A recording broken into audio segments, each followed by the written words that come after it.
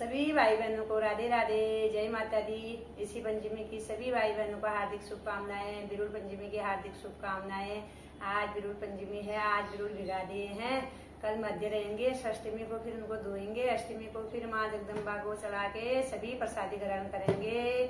और गौरा मैया आएंगे परसों मायके, और महादेव जी फिर अष्टमी को आते हैं उनको बुलाने के लिए। गौरा मैया का त्योहार शुरू हो गया है। गौरा मैया हम लोग ना तो उनको एक प्रिय फूल है गौरा मैया का, धतूरी का फूल, वो पक्का चाहिए माता को, मतलब वो चढ़ाना होता है, वो कहीं से भी लेके आओ, मतलब चढ़ाना होता है। तभी एक भाव मैं आपके साथ रख रही हूँ, सुनिएगा आप भी।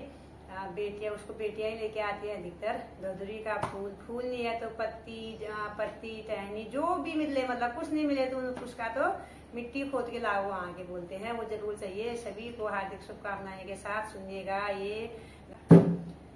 लाओ लाओ